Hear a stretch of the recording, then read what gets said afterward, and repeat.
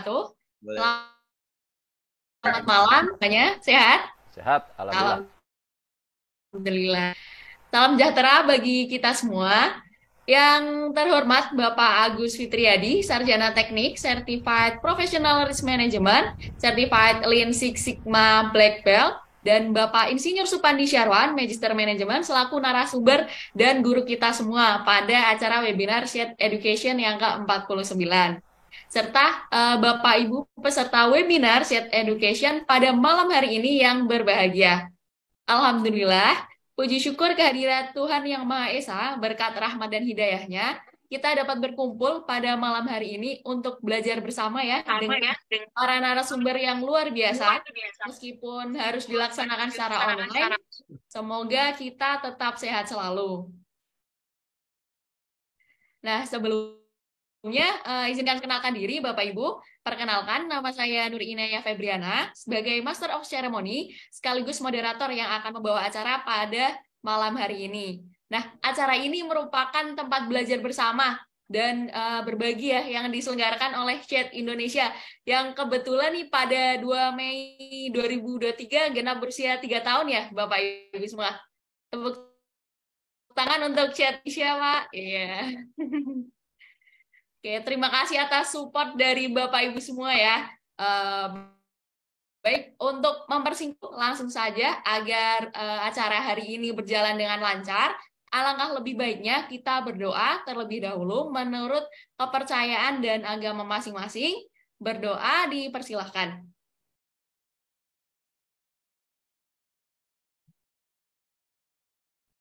Berdoa dicukupkan. Baik, langsung saja ya. Pak Agus sudah siap, Pak, untuk membawakan materi, Pak?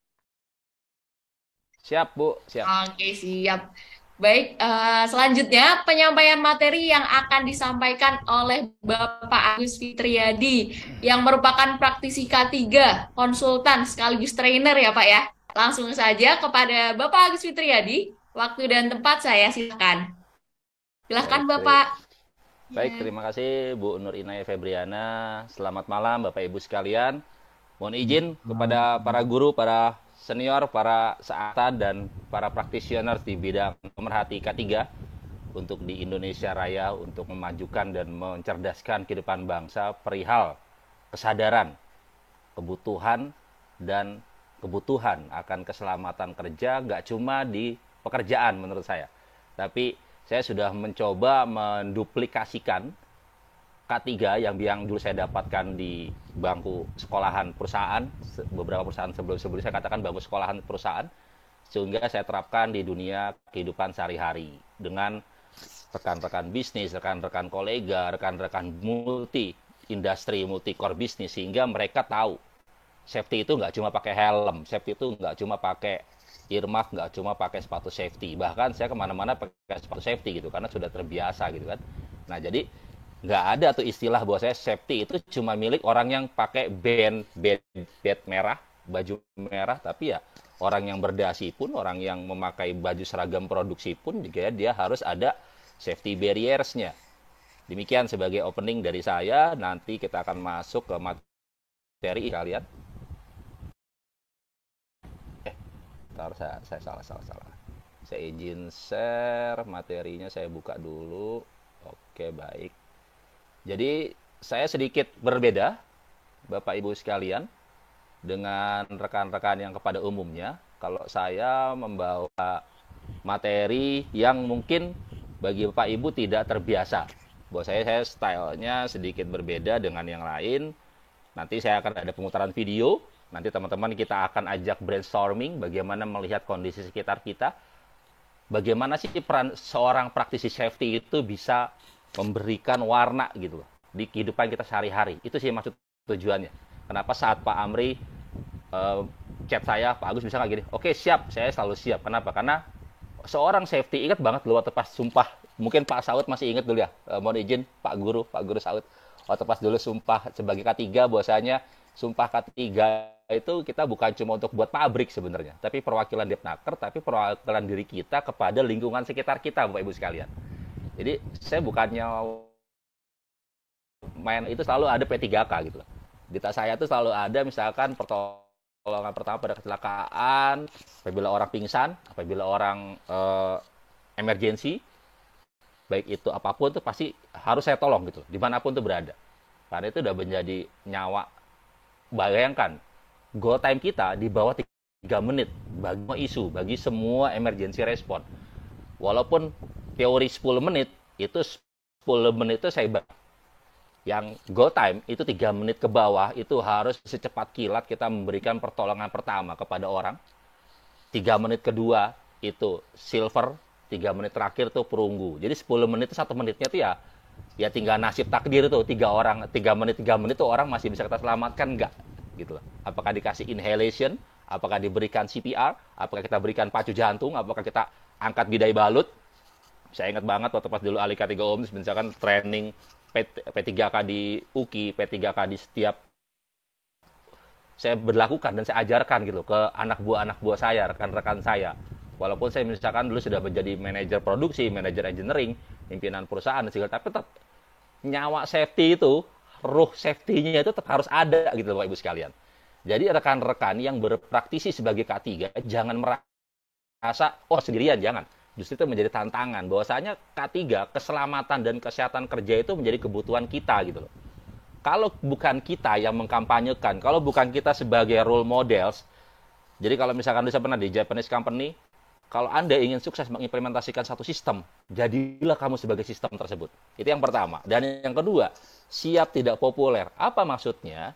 Siap tidak populer bahwasanya sistem yang kamu bawa orang itu belum paham, orang itu belum ngerti. Jadi, kenapa saya mengambil tema pada kesempatan malam hari ini? Saya mengambil tema safety atau K3 keselamatan dan kesehatan kerja adalah kebutuhan kita. Ingat, di sini ada gambar batu-batu kerikil-kerikil, disinilah environment lingkungan tempat kita berada. Baik itu di perusahaan yang bergerak di manufaktur, di baja, di steel, di otomotif, atau misalkan di F&B, food and beverage, atau misalkan di hospitality, ataupun di jasa. Di jasa sekarang dengan adanya COVID kemarin pandemi sudah ada CQHSE-nya, ya kan? Bahwasanya apa? Dia sudah ada unsur K3-nya, ada unsur cleanliness-nya. Berarti apa? Sudah ada kebersihannya, kesehatan kerja sudah ada. Ini hanya cuma milik orang-orang yang tambang, perusahaan-perusahaan besar, mining. Sekarang semua UMKM yang berhubungan dengan, apalagi COVID itu membawa berkah sebenarnya, walaupun ada masalah seperti itu. Tapi berkahnya di mana? Semua orang sekarang aware terhadap kebersihan, aware terhadap kesehatan. Dan disinilah kita harus bisa mengambil peran penting momentum bahwasanya after COVID pandemic, kebersihan harus tetap kita jaga, kesehatan kita jaga, dan safety pun harus kita jaga. Jadi bersama Safety Health Environment Seed Education Chapter 49, Safety for All, belajar bersama, berbagi bersama, kita bisa mulai di menit saat ini. Baik, saya sedikit mengingatkan kembali rekan-rekan sekalian, mikrofon di off, video di kamera on saat trainer menyampaikan materi. Silakan gunakan background sheet yang sudah di grup. Jadi saya mengingatkan kembali, this is the regulation. Mulai training, peserta untuk semua training, sehingga apa? Sehingga kita sama-sama membawa semangat bahwasanya, ayo kita bisa memberikan warna keselamatan, kesehatan, gak hanya di dunia kerja, tapi di tempat kita hidup dan berkehidupan. Host akan recording Zoom training ini sebagai notulensi atau sebagai documentation, dan membalas dan merespon jika trainer memanggil nama Anda, karena kita akan berdiskusi dua arah, jika tidak cuma seperti mendengarkan radio atau TV yang di setel orangnya tidur. Jangan seperti itu kawan-kawan sekalian. Jadi kita gunakan metode hanya seperti zaman dulu kita SD, SMP, SMA, guru menjelaskan, anak muridnya nggak tahu, nggak ngerti. Jangan seperti itu. Kita rubah mindset menjadi profesional. Selanjutnya, dilarang meninggalkan gadget atau laptop di atas 5 menit. Kenapa? Kalau 5 menit hilang leng, insya Allah nanti akan putus mata rantai ilmu yang akan kita sharing seperti itu, atau pengalaman-pengalaman yang kita sharing seperti itu. Ya. Nah, jika pertanyaan disampaikan, ada pertanyaan disampaikan di kolom chat atau raise hand, atau silakan open mic dan open video setelah moderator memberikan. Mari, safety itu follow compliance and regulation. Jadi mengikuti aturan dan disiplin yang telah ditetapkan oleh moderator dan sebagai penjaga gawang alur lalu lintas komunikasi saat kita berdiskusi nanti. Bisa kita sepakati? Siap? Siap. Baik, kita lanjut. Sedikit profil perihal saya. Saya adalah Agus Fitriadi, sarjana teknik ahli ketiga umum, Certified Professional Risk Management System, based on ISO 31000, Certified Lean Six Sigma Black Belt. Jadi, saya mengambil dua mata K3 dan mata improvement, continuous improvement, di dalam memberikan, memberdayakan dari berbagai bidang multidisiplin ilmu. Sehingga apa? Sehingga kita di Indonesia negara yang lebih baik lagi ke depan dan lebih maju lagi. Demikian, sebagai prolog dari saya, kita akan masuk pada safety induction training. Training mohon diperhatikan atau diabaikan oleh mungkin dari kita sendiri, banyak yang lupa nih. Colokan-colokan kabel, atau stop kontak, power sourcing atau power supplies. Tolong diperhatikan. Jangan berhenti 3 biji. Kalau kata saya membawahi di berbagai training, saya bilang bahasa-bahasa tukang lah. Jadi biar kita ngerti langsung. Jangan sampai colokan kabel numpuk-numpuk ya, Bapak Ibu. Khawatir nanti kepanasan, overheating, karena standar fuel 2000-nya dia tidak tumpuk. Itu bisa diingatkan. Diperhatikan, titik kumpul, titik kita mengarah keluar, karena saat ini masih musim hujan, sering BMKG sering diupdate juga. Karena kebetulan saya juga anggota di BMKG juga, sering diupdate, sering gempa di sini, seperti itu. Dan apabila di ruangan ada APAR, tolong perhatikan, bila terjadi isu, segera dan benar. Full system. Dan ingat, ergonomik dalam kita berwebinar, dalam kita menatap layar laptop, layar HP, atau layar monitor, diperhatikan 35 cm sampai 10 cm. Biar apa? Biar ergonomik. Jangan sampai low back pain gitu loh. Duduk begini, nyender, matanya begini, nggak boleh juga. Ya. Jadi biar sehat. Ini adalah ergonomi system during webinar. Ngajarin orang kita jangan sampai sakit gitu kan. Itu diperhatikan. Jadi dari awal aja udah kita berbicara dengan bagaimana kita sehat dan selamat. Nah, agenda kita pada kesempatan malam hari ini ada beberapa tema fenomena K3 di sekitar kita, hierarchy of controls, data kecelakaan kerja, topik 4 dan topik 5. Jadi, kenapa di sini ini adalah fresh to the oven gitu loh. Baru saya bikin hari ini. Sengaja saya mikir apa materi yang pas, apa materi yang cocok buat kita semua. Sampai saya tongkrongin materi ini. Wah, nanti pasti yang akan hadir para senior nih, para master. Nggak mungkin saya ngajarin ikan berenang gitu kan. Jadi ya adalah kita lihat fenomena sekitar kita. Bagaimana kita praktisi K3 bisa menularkan nuansa-nuansa K3 kita dalam kehidupan kita sehari-hari selain di dunia kerja kita. Baik, ini fenomena K3 di sekitar kita. Ini adalah jepretan kamera saya kemarin saat saya nonton berita di Kompas TV. Ya, di sini ada jamnya tuh Bapak Ibu sekalian, jam 18:10. Ya. Jadi ini berita yang sedang hangat saat ini perihal seorang wanita Aisyah tewas jatuh di lift Kuala Namu. Safety terabaikan. Saya sering terbang ke Medan waktu pas saya sering terbang ke sana untuk membersamai satu perusahaan beverage. Di dalam saya menggawangi implementasi SMK 3 dan Quality Food Safety. Jadi yang ke sana saya tahu ini yang mana. Memang saat sudah terakhir saya ke sana hampir beberapa bulan lalu, emang tuh keadaan dikasih during maintenance. Baikan. Ini saya lihat sendiri nih lift yang ini, Bapak Ibu sekalian. Jadi memang saya berpikir di sana, kok ini maintenance-nya gimana ya? Saya sempat lihat juga tuh, kok itu ada jeda ya antara jarak pintu depan pintu belakang. Saya berpikir cuma beberapa waktu lalu, ini jajan kalau ada orang yang salah-salah bisa nyemplung ini, saya bilang. Akhirnya kejadian, wah, jangan iya, saya ingat-ingat, yang dulu pernah saya lewatin tuh depannya. Karena pas baru turun pesawat, kita akan masuk, turun ke bawah, ke selasar, eskalator, ada lift ini gitu loh. Dan ini memang kondisinya, maintenance-nya sangat minim kalau saya bisa katakan ya. Karena saya kalau misalnya kemana-mana, selalu saya cek aparnya ada checklist apa enggak. Hidratnya ada pengontrolan apa enggak. Bahkan saya buka tuh Bapak Ibu sekalian.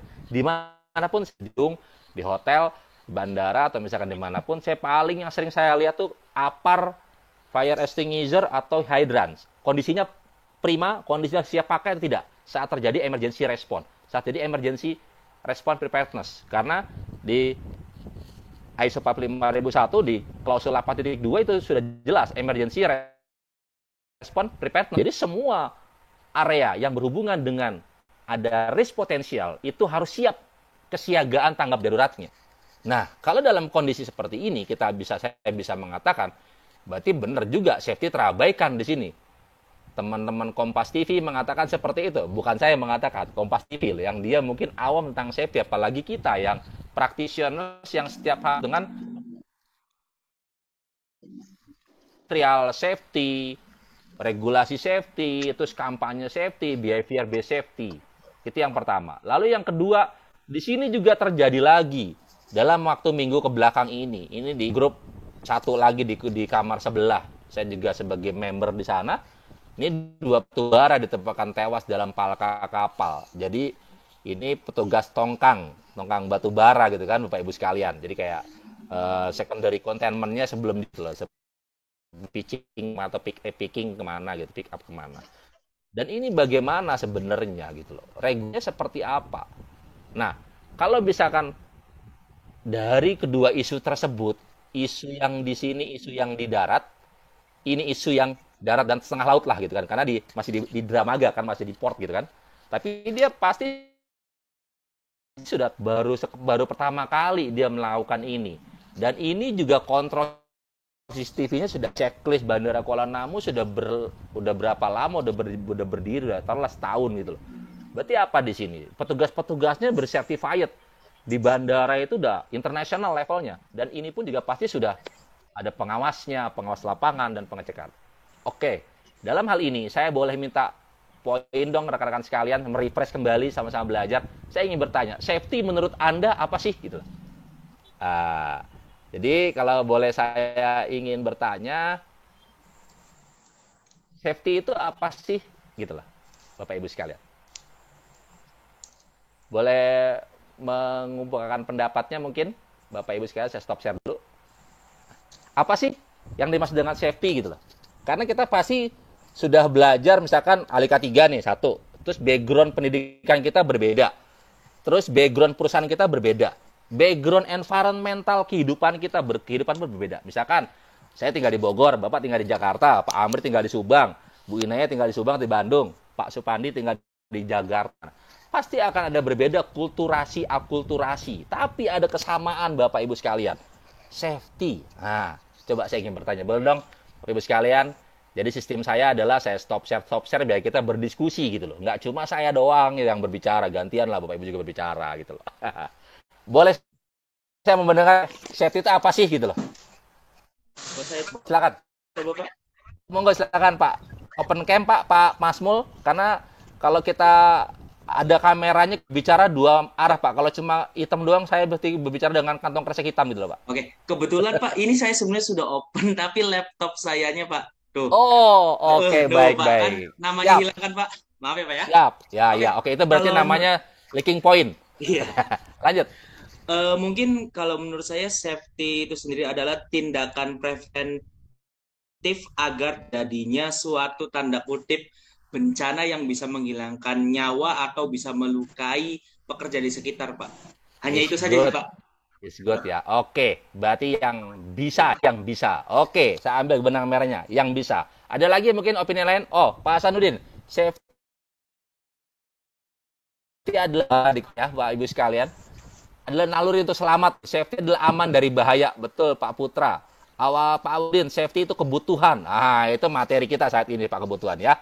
Hai, ada yang berani speak up lagi? Pak Waludin Medi mungkin senyumnya manis sekali itu. Silakan. Siapa yang berani mengungkapkan pendapat langsung? Terima kasih Pak. Monggo silakan Pak. Agus Fitriadi. Ya. Kita ketemu lagi. Monggo. 2 hari yang lalu kita ketemu di Coach Bendi. Iya. Makanya saya ingat Pak Waludin Medi nih. Monggo silakan Pak. Safety itu kebutuhan operasional perusahaan. Kebetulan saya dan Pak Yustianus di Coal Mining Pak di Kalimantan Timur. Masya Allah. Siap. Jadi safety itu kebutuhan. Nanti no safety, no job. Berarti operasional perusahaan harus ada safety-nya baru bekerja. Coach Agus, terima kasih. Keren. No safety, no job. Tadi satu safety kebutuhan, Safety selalu mengintai kita di dalam. Dia ingin nyenggol kita nih. Kecelakaan kerja yang pengen nyenggol kita. Tapi kalau kita udah safety, sorry, jangan lewat saya, kan gitu. Itu anekdotis seperti itu. Oke, Pak Asyaf Wahyudin. Upaya yang dilakukan saat menghindari bahaya. Setuju sekali. Baik, Bapak-bapak, Ibu sekalian, saya baca lagi di kolom chat di sini. Didik safety itu tindakan preventif melindungi diri kita sendiri maupun orang sekitar. Good. Sinar usahain dilakukan dapat bekerja aman. Bu Lydia, safety adalah keselamatan. Safety itu bebas Pak Awaludin. Oke. Pak Ganda, safety selaman, selumun, selamat. Ini biasanya kata-katanya saya dengar di teman-teman Jawa Tengah ini. Waktu pas saya ngajar juga di daerah Jogja, daerah Sleman, daerah Bantul, Surabaya, kata-katanya sing ngono kuwi gitu loh. Safety selaman, selumun, selamat Pak. Oke, monggo. Nah ini, saya selalu menerapkan K3 melalui pendekatan yang disebut dengan kearifan lokal, Bapak Ibu sekalian. Ya. Apa itu kearifan lokal? Bahasa ibunya orang-orang di setiap tempat kita bekerja itu harus kita pahami dan kita selamin. Kenapa? Karena beda kita berbicara dengan orang Jawa, dengan orang Medan, dengan orang Kalimantan, dengan orang Sulawesi. Cara pendekatannya berbeda, cara bahasa kita berbeda. Saat saya ngajar di Medan, bicara saya perlu tuningnya ditinggiin dikit. Kalau saya pelan gak kedengeran kata dia. Ngomong apa kau pula? Aku tidak dengar kata kau gitu. Waduh. Jadi seperti orang berantem toh. Apa kira? Jadi kita harus ikutin saja tuh.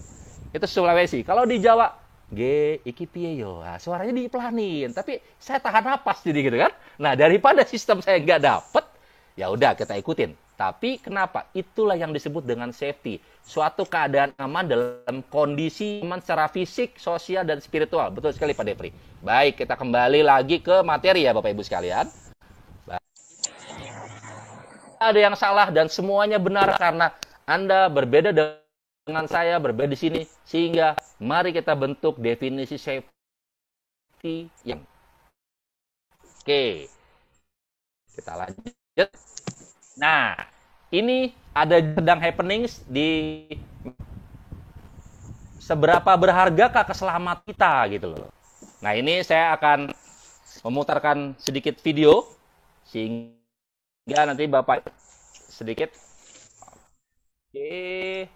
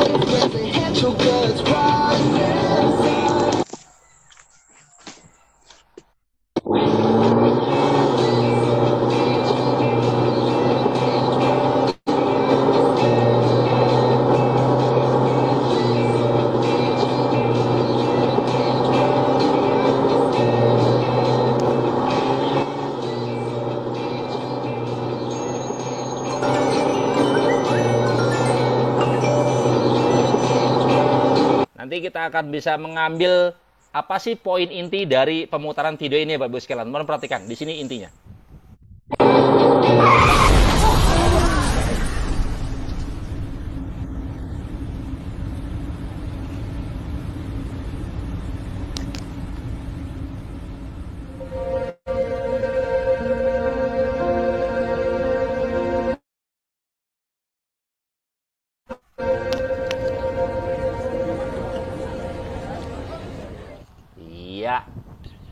Jadi intinya adalah VW Wagon ini dia memberikan safety campaign during on wheel.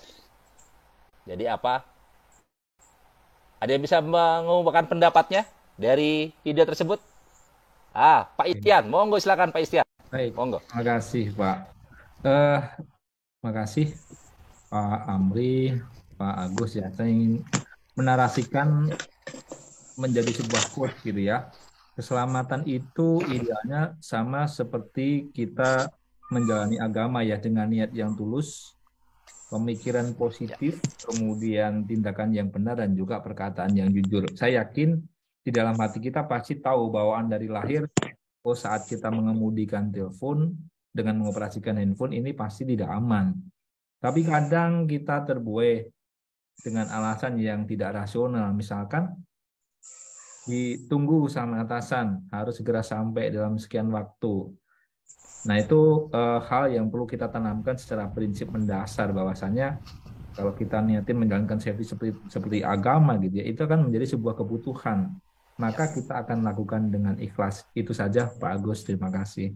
Masya Allah. Keren, tepat Pak Istian. Itulah yang kenapa saya selalu meniatkan dalam diri saya, ya mewakafkan lah bahwasanya menerapkan safety itu ya di semua tempat, itu ibadah kita gitu. Dakwah kita itu ya membuat orang biar bener dalam hal bekerja, dalam hal SOP, demikian. Ada lagi yang ingin menyampaikan, Istian? Rekan sekalian, dari video, safety video dari VW, putaran film, dia menghubungi kepada saat dia megang HP jeger langsung. Nah, itu yang dimana dalam sepersekian second, sepersekian detik yang tadi disampaikan saya selalu mengintai kita. Nah, itu. Ada lagi ya tadi Pak Adli ya, kalau nggak salah. Jangan belabor keselamatan dari kecelakaan. Oh iya, betul sekali Pak Istian. Ada lagi Bapak Ibu sekalian yang ingin menyampaikan pendapatnya dari safety video tadi?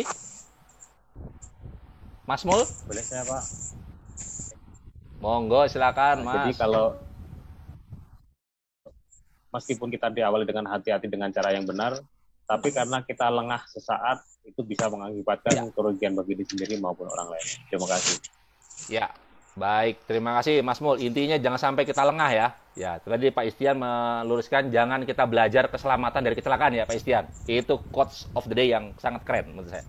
Jadi sering kita tanpa kita sadar tiba-tiba nirimis, kok ini garet tangan kenapa ya? Oh ini nyangkut kenapa ya? Saat kita bekerja, saya dulu jadi orang engineering. Saat bongkar pasang bander boiler, bongkar pasang filter cartridge, membran RO yang sebesar pipa PLN, pipa PDH yang besar, tiba-tiba tangan saya garet. Kenapa ya? Oh, ternyata saya kelupaan pakai sarung tangan, kan gitu. Lupa saya pakai sarung tangan kulit untuk dibuka burner. Lupa saya pakai masker, earmuff, lupa pakai face shield, seperti itu. Itu jangan sampai seperti itu. Oke, kita back to the materi.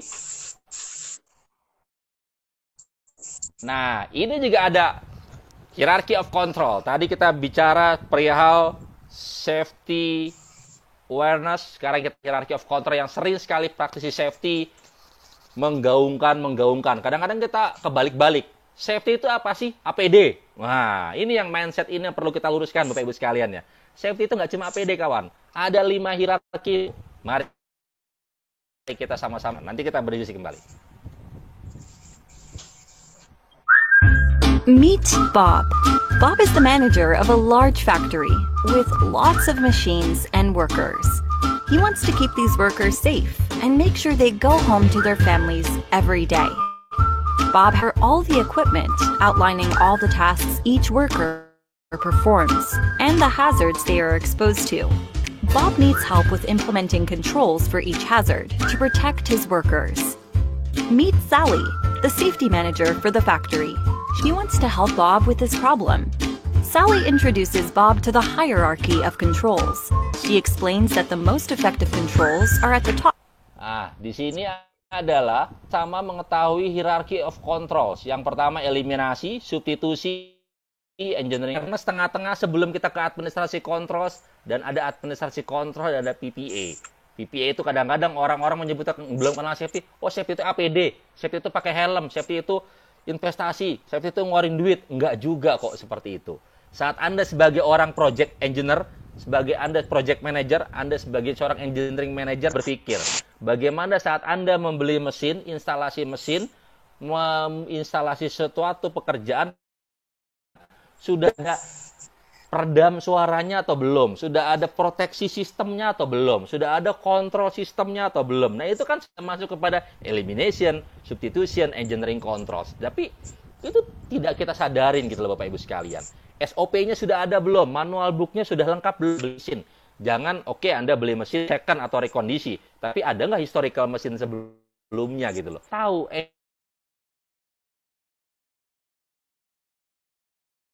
sehingga kita bisa menginformasikan kepada pekerja kita tentang bahaya yang melekat pada mesin atau aktivitas yang kita laksanakan bersama. Merubah change work procedure, SOP yang belum ada mesin, sekarang ada mesin, ada tambahan mesin, sehingga apa? Tingkat resikonya pun akan nambah gitu loh. Orang ini udah paham belum? Udah di-train belum? Udah disosialisasi? Sehingga apa? Mereka akan mengoperasikan mesin atau alat peralatan pekerjaannya sesuai dengan kebutuhan dan pengetahuannya dia. Semua dari 1 sampai 4 sudah ada semuanya. Si juga timbul tingkat resikonya, baru kita proteksi dengan APD, alat pelindung diri.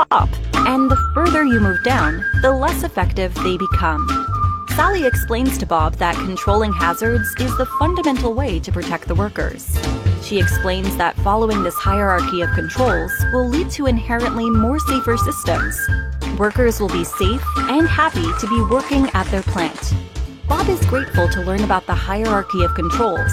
Now we need Sally to explain in more detail what all the controls are and how best to use the hierarchy of controls for his factory. Intinya adalah antara top manajemen, worker, dan pemangku kepentingan itu harus sama-sama paham. Nah, masuk kepada sektor usaha dengan kecelakaan kerja terbanyak pada tahun 2021. Dapat datanya dari rekan-rekan yang mengontrol perihal menurut laporan Kementerian Ketenagakerjaan sepanjang 2021 ada sekitar 234.000 korban kecelakaan kerja di Indonesia. Jumlah korban kecelakaan tersebut meningkat 5,6%, Bapak Ibu sekalian. Ini tahun sebelumnya 10, sekaligus menjadi rekor tertinggi. Kita bisa melihat di sini bahwasanya 52.224 disumbang dari perdagangan dan jasa. Industri aneka 48.000, industri barang konsumsi 38.000, pertanian, hutan, perikanan 38.000, industri dasar kimia 27.000, energi telkom, pertambangan, lain-lain, keuangan, investasi, properti, dan real estate. Bayangkan di properti saja, real estate, yang bangun-bangun rumah, resikonya ada loh. Kecelakaan kerjanya ada gitu loh Bapak Ibu sekalian. Sehingga apa? Di dalam hal ini kita tuh kecelakaan kerja, near miss, insiden, accident, first aid, sebutannya first aid, banyakan kerja ini meningkat gitu loh. Ada yang dilaporkan, ada juga yang tidak dilaporkan. Kan nunggu viral dulu baru ditindaklanjutin. Seperti yang kasus-kasus tadi misalkan di tambang, terus misalkan di yang tadi lift, sebelum viral mah nggak akan menjadi sorot perhatian gitu loh. Baru setelah pihak keluarganya melapor ke Hotman Paris, dilayangkan ke media sosial, baru menjadi isu nasional. Apa nunggu dulu baru kita sangat disayangkan gitu loh, sangat murah nyawa kita kalau kata rekan-rekan practitioner hukum gitu loh. Bahwasanya kita dari tahun ke tahun kecelakaan kerja terus meningkat, Bapak Ibu sekalian. Nah, berdasarkan Permenaker nomor 6 tahun 2015, perihal kecelakaan kerja adalah kecelakaan yang terjadi dalam hubungan kerja termasuk kecelakaan dari rumah menuju tempat kerja atau sebaliknya, sesuai dengan jalur yang digunakannya sama searah. Misalkan dari jalur A ke B, dia lewat kanan ya lewat kanan. Kalau dia mau berubah kiri ya berubah kiri gitu loh. Tapi kalau misalkan berangkat di jalur kanan, pulang jalur kiri, itu kemungkinan tidak akan di-cover. Tidak termasuk dalam kecelakaan dalam perjalanan. Serta penyakit akibat kerja. Adapun 5 golongan penyakit akibat kerja, yaitu golongan fisika, kimia, biologi, ergonomik, dan psikososial. Dan dari isu-isu inilah yang tanpa kita sadarin, kita asyik semangat bekerja, oh demi target, oh mau lembur, kita udah capek. Padahal secara regulasi, orang bekerja dalam satu hari itu maksimal cuma 12 jam, Bapak Ibu sekalian. Tingkat kesehatan seseorang, tingkat fokusnya seseorang dalam bekerja, normally diselingin istirahat 1 jam, di jam setelah jam keempat, atau di jam kelima. Nanti di jam ke-8, dia ingin melanjutkan lembur, ya dia harus istirahat dulu 1 jam. Baru lanjut lagi. Kalau misalkan dia mau langsung terus, pasti akan terjadi penurunan apa? Tingkat konsentrasi, tingkat fokus, akan menjadi fatigue, akan menjadi heat stress. Itulah isu fatigue dalam bekerja yang menjadi sumber kecelakaan kerja. Yang tanpa kita sadarin bahwasanya kita sudah memberikan izin kepada yang disebut dengan insiden-eksiden mendekati kita.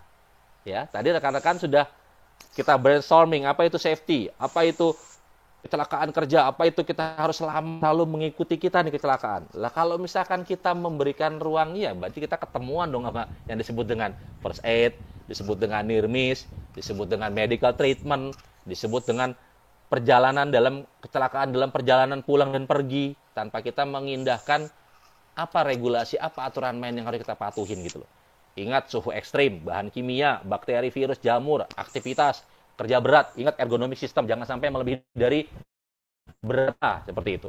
Psikososial seperti itu. Dan ingat pada tahun 2005 ada sekitar 99.000 pekerja yang mengalami kerja atau PHK. Kemudian di tahun berikutnya jumlah tersebut terjun naik hingga rekor tertinggi 234 tadi di tahun 2021. Selama periode 2019 sampai 2021, mayoritas 64,4% kecelakaan terjadi di tempat kerja. Bayangkan 64%. Berarti almost accident at work gitu loh. Kemudian setelah 27% kecelakaan lalu lintas tertib. 3% di tempat kerja lain. KTL, keselamatan dan kesenja dan pengendalian pengelolaan lingkungan manajemen sistem merujuk kepada Undang-Undang Nomor 1 Tahun 70, merujuk kepada PP Nomor 50 Tahun 2012 tentang SMK 3 Sistem Manajemen Keselamatan dan Kesehatan Kerja.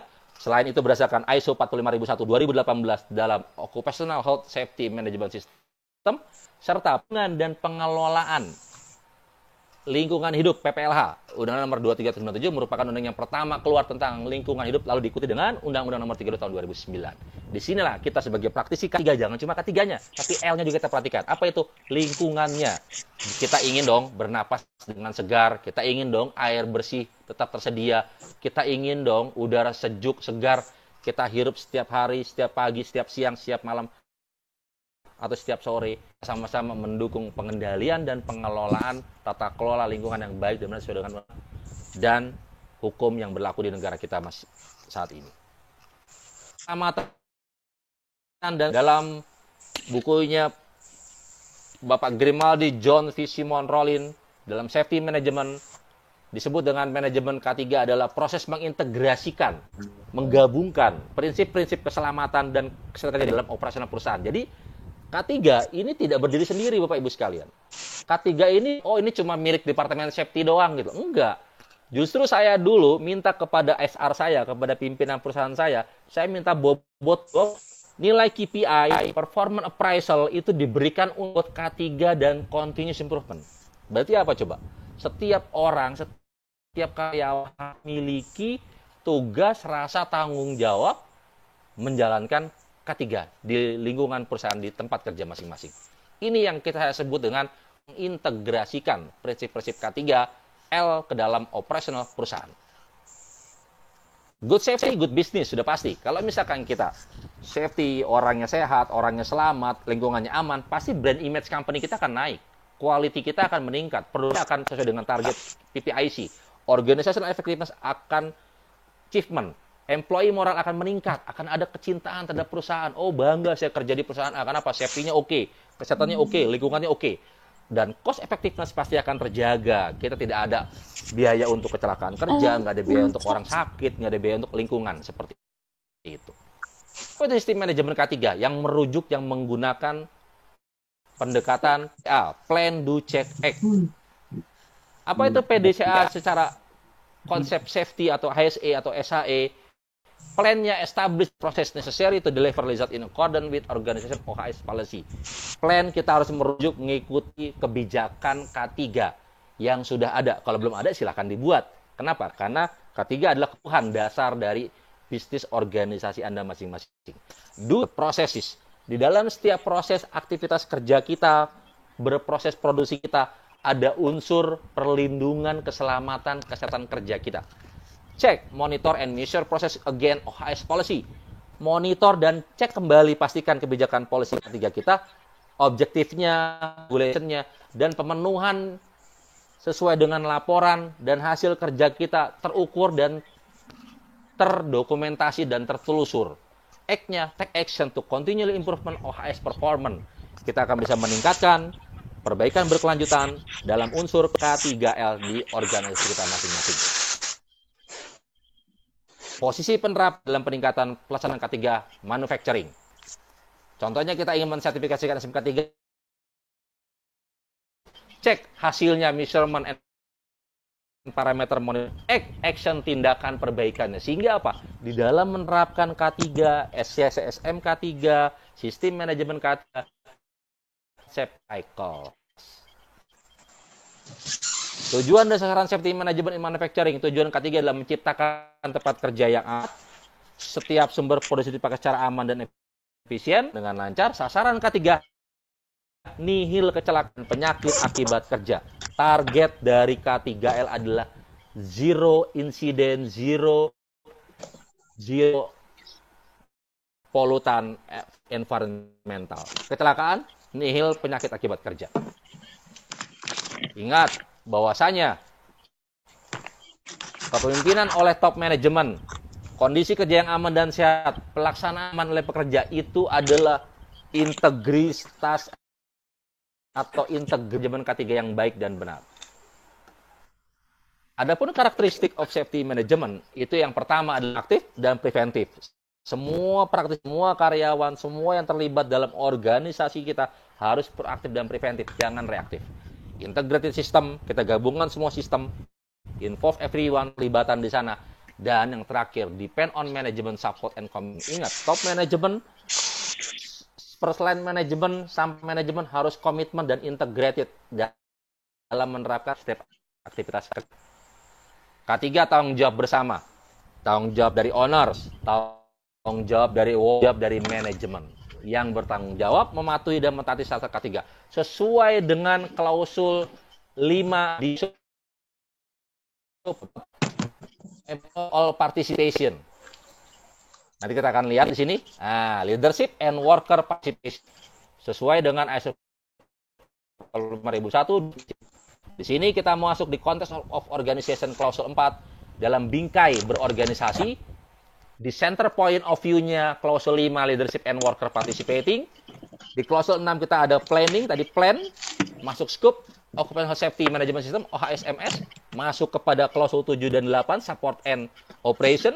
Di sini sudah ada operational, sudah ada manajemen risk management, emergency response. Do-nya masuk kepada performance yang nanti akan menjadi output atau outcome intended MS. Dan kita checking dari performance kita review, manajemen review di sini akan menjadi peluang untuk, makanya di sini klausul 10 adalah improvement. Lalu kita akan kembali dimasukkan jadi planning baru lagi. Makanya cycle-nya menjadi plan, do, check, act. Plan, do, check, act ini bersiklus, bersimbiosis, terus berputar. Sehingga apa? Kita akan terus meningkatkan perbaikan untuk apa? Target operasional yang efisien, efektif, selamat, sehat, dan ramah bagi lingkungan. Ini adalah penjabaran perihal ISO 5001 2018, rekan sekalian, Occupational Health and Safety Management System Framework. Ini adalah penjabaran dari klausul 4, 5, 6, 7, 8, 9, 10. Di sini Bapak Ibu sekalian sudah memahami. Tapi bagaimana membumikan plan, do, check, act dalam hal occupational health and safety management terhadap operator, kepada kerja kita di lapangan, kepada security, kepada housekeeping, kepada petugas taman, kepada supir, kepada helper. Itu sama. Untuk apa? Kita menjamin nihil kecelakaan kerja, nihil penyakit akibat kerja. Ujung-ujungnya apa? Continual improvement di dalam hal and safety management system framework. Ini juga sama. Key element of safety management system, policy, planning, implementing, assessing, management review. Tetap ada plan, do, check, act. Planning, implementing, assessing, checking, management review. Nah, job safety analysis ini dilakukan dalam hal pekerjaan yang non-rutin. Kalau yang rutin sudah pasti ada pekerjaan kontraktor, ada permit to work. Tergantung sifat pekerjaannya, ketinggian, ruang terbatas, panas, dingin, ataupun yang berhubungan dengan gas-gas yang berbahaya. Amati secara langsung, diskusi kelompok sama pekerja, mengingat kembali dan memeriksa kembali. Nah, kita juga jangan lupa, di dalam aktivitas kita melakukan hazard identification, risk assessment, determining control, atau risk management, atau risk metric, tabel risk metric risiko berdasarkan frekuensi dan keparahannya. Frekuensi dan keparahannya apakah masuk dalam level rendah, sedang, tinggi, atau sangat ekstrim. Disinilah kita harus bisa memetakan tingkat resiko bahaya kita. Lalu bagaimana pengontrolannya, determining kontrolnya. Di setiap departemen masing-masing pasti berbeda dengan tipe dari hierarchy tersebut. Risk apa? Severity dikali probability. Konsekuensi dari behavior kita, accident probability menjadi accident, severity probability menjadi no accident kalau kita aware terhadap accident probability tersebut. Konsekuensinya apa? Ya kalau kita tidak aware, kita akan menjadi celaka, seperti itu. Ini ada contoh yang pernah saya buat. MSD itu kan panjang ya, ada 16 item.